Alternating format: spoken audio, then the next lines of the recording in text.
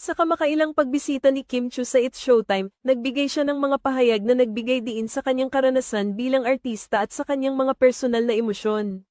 Sa backstage ng naturang programa, nauna siyang tinanong ng mga press kung ano ang tingin niya sa kanyang sarili at kung ano ang nag-uugnay sa kanya sa iba't ibang artista ng kasalukuyang panahon. Ayon kay Kim Chiu, isang malaking pagkakaiba ang kanyang determinasyon na magampanan ng buong husay ang kanyang mga papel at magbigay ligaya sa kanyang mga tagahanga. Sa kanyang mga taon sa industriya ng showbiz, napatunayan niya ang kanyang dedikasyon at pagmamahal sa propesyon na ito.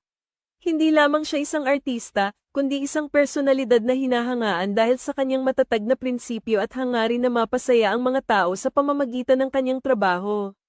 Naging usap-usapan din sa naturang pagkakataon ng kanyang tambalan kay Paolo Avellino, isang kapwa-artista na hindi lang basta katrabaho kundi naging malapit na kaibigan din. Nang mag-viral ang mga larawan ni Paolo Avellino kamakailan, kung saan ipinakita ang kanyang mukha noong 2007 at kumpara dito ang 2024, napansin ni Kim Chiu ang hindi pagtanda ng aktor. Ito ay nagpabuhay ng samot-saring reaksyon mula sa mga netizens, at isa na rito ang pagkilig ng aktres. Sa panayam, ipinahayag ni Kim Chiu ang kanyang paghanga sa pagiging consistent ni Paolo Avellino sa kanyang craft. Binigyang diin niya ang husay ng aktor hindi lamang sa pag-arte kundi pati na rin sa pagpapanatili ng kanyang hitsura at kondisyon sa kabila ng nagdaang mga taon.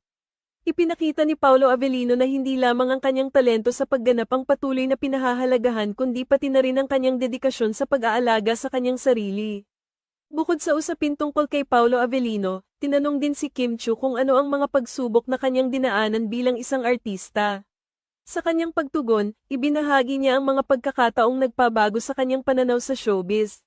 Malaki ang pasasalamat niya sa mga oportunidad na ibinibigay sa kanya upang patuloy na mapabuti ang kanyang kakayahan at magbigay inspirasyon sa kanyang mga tagahanga. Hindi rin nakalimutan ni Kim Chiu na pasalamatan ang kanyang mga taga-suporta na patuloy na sumusuporta sa kanyang mga proyekto at nagbibigay ng lakas ng loob sa kanya sa bawat hamon ng industriya. Sa kabila ng mga pagsubok, nanatiling matatag si Kim Chiu sa kanyang mga pangarap at patuloy na nag-aambag sa pag-usbong ng kanyang karir sa larangan ng showbiz. Sa kabuuan, ang pagbisita ni Kim Chiu sa It's Showtime ay hindi lamang pagkakataon upang maipakita ang kanyang mga narating sa kanyang karera kundi pati na rin ang pagbibigay inspirasyon sa iba na mangarap at mangarap ng malaki. Sa bawat salita at kilos niya, ipinapakita ni Kim Chiu ang halaga ng determinasyon, dedikasyon, at pagmamahal sa trabaho na nagbibigay diin sa kanyang tagumpay sa larangan ng showbiz.